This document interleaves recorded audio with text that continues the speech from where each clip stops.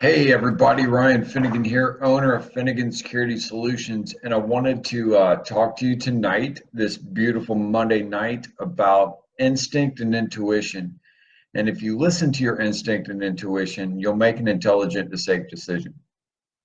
So this is probably one of my favorite classes that I give more in depth, and we really combine a drill with it, and the drill is an encroachment drill, so it sets off your internal warning system so you can actually see it and map it and get all the different feelings, because your brain is probably by far the most powerful tool that you have.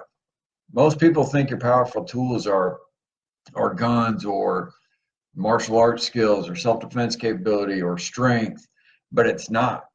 It's what's up here in your ability to use it to its maximum potential, because it's designed to tell you that there's danger in your immediate area.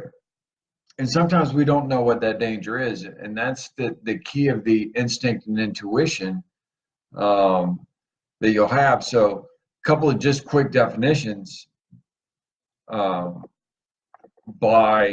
the Cambridge Dictionary is instinct, excuse me, is a natural ability that helps you decide what to do or how to act without thinking.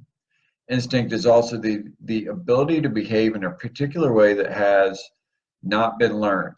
All right, so that is your instinct. Your intuition is your ability to understand or know something without needing to think about it or a reason to discover it. So if you look at both of those definitions, right, it is a natural ability.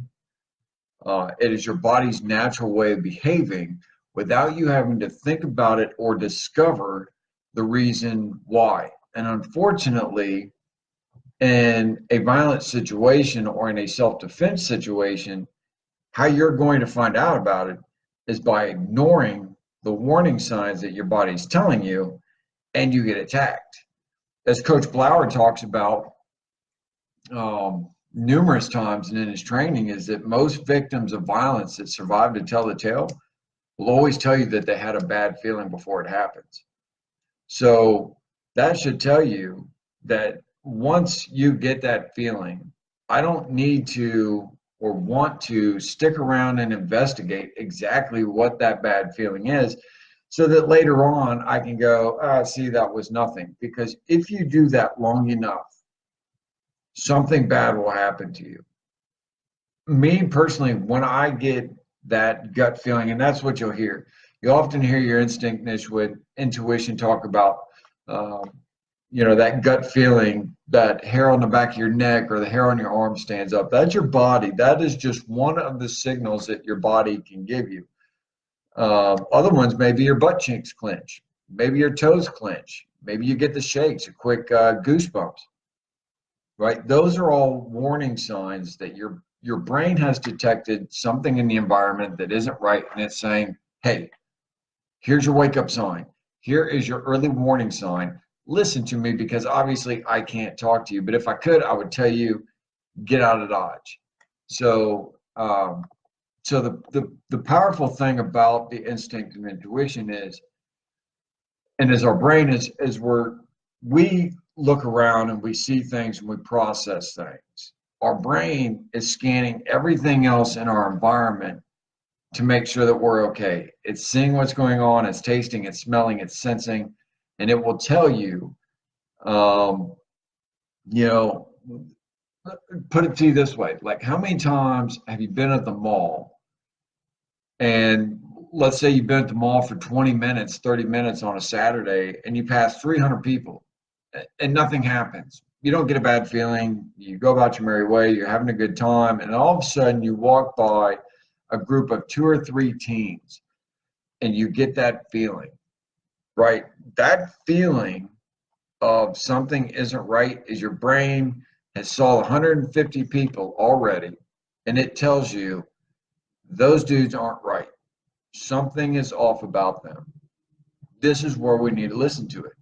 I'm walking to my car, I'm walking to the ATM, and I get a feeling. my brain, I may not process it, but my brain says something in this environment right here, right now isn't right. I, at that point, should tell myself, I'm not going to that ATM. I'm not walking to that car alone because I don't need to see it, process it, and go, oh shit, yeah, that's exactly why I probably shouldn't have walked here. I've got to listen to it. So I want to run a couple of quick scenarios with you, and they're common everyday scenarios that you'll face. And I want to talk about a couple of key danger areas within that particular scenario. And then I want to talk about a couple of intelligent decisions that you can make by listening to your instinct and intuition. So we'll talk about going to the ATM, the automatic teller machine, the automatic theft machine.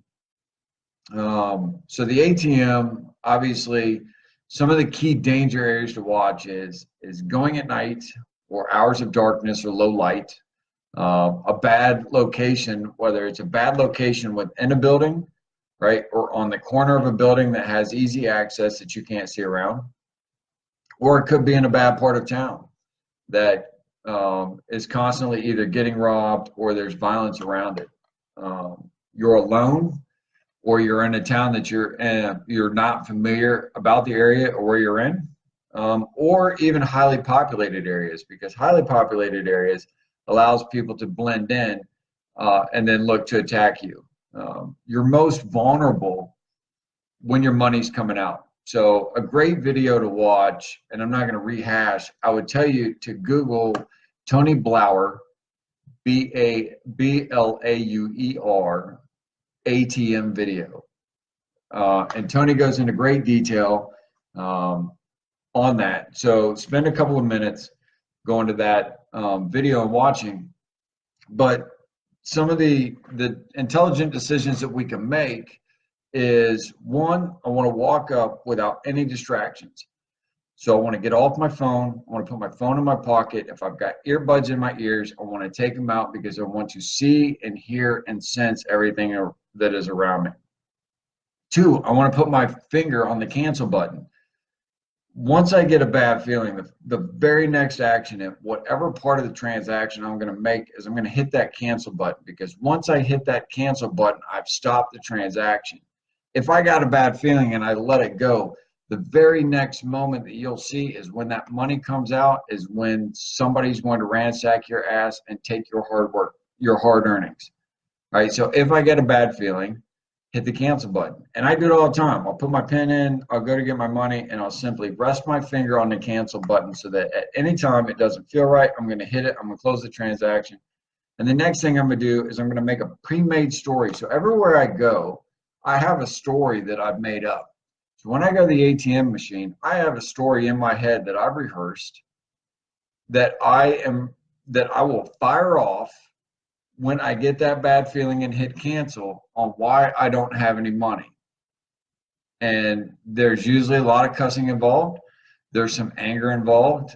But this story is designed, you'll see it in Coach Blauer's video, is really designed to, one, I fire myself up so that if the guy wants to attack me anyway, I'm ready to fight. And two, right, it puts me at a hard target. Because bad guys don't want three things. They don't want to get hurt, they don't want to get caught, they don't want the scenario to take too long. So if I provide a soft target, I am not providing a stance or a view that would allow them to get hurt, get caught, or the scenario to take too long. However, if I'm pissed off because I don't have any money and I'm getting ready to jack somebody up because of it, then that person standing there is thinking, okay, this guy's probably ready to fight. And it's the same thing with females. Females, if you're angry as can be and you're cussing at the ATM machine and you're talking about going and freaking kicking somebody in the balls because they spent all your money, I'm not going to come up and grab you and think that your story is full of shit. Because the next person in line, guess what they're going to do? Probably come in with their earbuds on. They're probably going to be, texting on their phone, trying to get money at the same time. There's always going to be soft targets. Just don't be one of them. All right. Let's say. All right, that's a good point, Devin. You know, is if you've got a good story, and Devin is a great PDR coach, foreign dialects. You just make one up. No one knows pig language. Um, but Devin's got a great video on his website, Impulse PDR, where he does a scenario with the blower high gear suit. And the key is that he'll tell you, like, you've got to have a story, because if I have a story and the story is rehearsed and I've got it in my head, it comes out fluid. Again, the goal is make an intelligent decision to get out of immediate danger. And when I get out of immediate danger, the next person's going to come up and be a target. So the goal is for you to share this video so that your friends aren't that next target. Period. Okay. So, and then act fast. Like, I don't want to sit around. I get a bad feeling. I'm getting out of danger. Your immediate self-defense is to get out of immediate danger. And then one last one we'll talk about. We're going to talk about walking to a car, all right? Because believe it or not, we're losing daylight. The days are going to start getting shorter, and before you know it, it's going to be going to work when it's dark and coming home when it's dark. So one of the most dangerous areas is once I leave really the immediate vicinity of a building, right? I'm probably not going to get attacked as soon as I walk out of the door. It is as soon as I'm in the middle of the parking lot and out of either sight or immediate assistance from a coworker or security or police. So what I want to look for, I want to start to pay attention to people either casing, kind of walking around looking suspicious, looking very nervous. If somebody's nervous and fidgeting in their head, they're getting ready to do something, or they're picturing themselves doing something and they've gotten really nervous. Because believe it or not, as much as nervous as you get, the bad guy gets just as nervous on the other side. So when I start walking, especially if I'm walking at night and I'm walking by alleyways, some places somebody can grab me and pull me in. Talk about a group of teens walking. We talked about a group of teens earlier. There was a game going around, and thank God it just disappeared. It was called the knockout game. And it was really what it is. It's a group of 2, 3, 4, 5 teens. You'll see them all walking, either nonchalant or they'll look like they're up to no good. And they'll come in from behind, and then one of them will attempt to knock you out with one punch. So that is really great way to have a grandma shoot you in the ass because you didn't knock her out. I see that, Devin. I'm going to set another one up because I want to have that one. I want to plan that one. That was a great story for you that I think everybody can learn about. But you know, so when you start walking up, you start to get that feeling. I've got to start to either look at shifting my direction. So if I'm walking up towards somebody and there's a guy leaning against a wall, there's a group of teens, maybe there's a dangerous corner, a dangerous area, I don't want to continue to walk, especially when I get the signals. I may have to take the long route around and, hold on, give me a second. All right. I may walk across the street, and while it will take me longer, it is a safer option. The least safe option is to continue to walk by somebody and hope that nothing happens. Because what will end up being longer is if I get jumped or I get attacked and I end up in a hospital or having to wait and talk to the police department and fill out a statement. That will be a lot longer than walking across the street and getting out of safety. I may stop and wait. I may look around, I may window shop, and I'm paying attention to see if it goes away, if the guy goes away. I wait on a larger group of 2 or 3 people. I may slide in with those, right? So I want to look around and figure out a way to be able to get to my car safely. Again, I talked about it in a video the other day. If I'm out shopping, I may just simply walk back inside and ask the manager, or if I'm in a grocery store, I just ask for help being escorted out. If I'm at the mall, I walk around, I ask the mall security officer, hey, would you mind escorting me to my car? Right? There's nothing wrong with that. There's no shame in that. What's the shame is when you go, I'm good, and I don't pay attention and I get attacked. Because then I got to fight my way out of it. And if I break my stuff, I'm going to be pissed because I just bought it and I got to go take it back. And then when I get to my car, my immediate actions I want to take is get my stuff in. If I'm going to put it in the trunk, I need to pay attention to what's going on. But as soon as I get in the car, I'm hitting the lock button. And then I'm going to start fidgeting around, putting my phone away, plugging it in, texting, whatever, putting my seatbelt on. But I do not want to get in my car undistracted, not paying attention. So those are a couple of just quick key points. We cover more in our training, like opening and closing your office or your house, how to listen to your instinct and intuition at work and dealing with customers.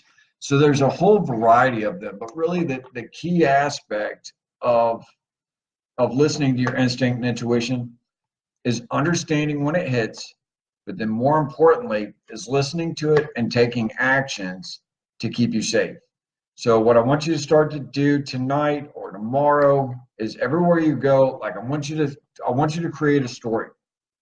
And that story's got to be, if I go to the ATM, why I don't have any money. And it can't just be I don't have any money and I'm pissed off, can't you see? Right? That story has got to fire you up internally so that if you are attacked, you are ready to fight. Right? A story on, why you're walking up to your door and all of a sudden I get a bad feeling before I get ready to open up my front door, put the key in. I'm not going inside my house. I'm going to come up with a story on why that SOB or that stupid chick changed the locks, didn't give me the keys. I have no place to go. I have no place to stay because now I'm fired up and I throw some really colorful language in on that. And I slap the front door, hit the front door, and I'm pissed off because if somebody's casing me, and Devin's got a great story, I'm going to bring him on one of these days. We're going to talk about it. I get that guy casing back and forth, and he sees that. I've decreased my chances of him going, screw you, your front door works. Right? And it buys me time to either get back into my car to lock the doors to get to safety, or it gives me time to allow him to walk down the street and it ends up becoming nothing. Right? So I would tell you, I would implore you, you've got to listen to it. If you don't listen to it, it is a dangerous course of action that one day I hope, really, really hope that it never turns around to bite you in your ass, but you have a tool that is your brain that is designed to keep you safe. Please listen to it. If you're interested in some more tips, let me know. I can come back on. I can cover a couple of more tips. I just wanted to get a couple of the basics ones down so that you get an understanding that to be safe doesn't require you to do a lot of work. It just requires a lot of deliberate actions and most of all, taking time. You've got to be able to take your time to know what's going on around you to keep yourself safe. So that is tonight's talk on instinct and intuition. I hope you all had a great Monday. I hope this week is rearing up to be your best week of the summer and of the year. And if it isn't, make it happen. All right, we will talk to you all later. Be safe, be prepared.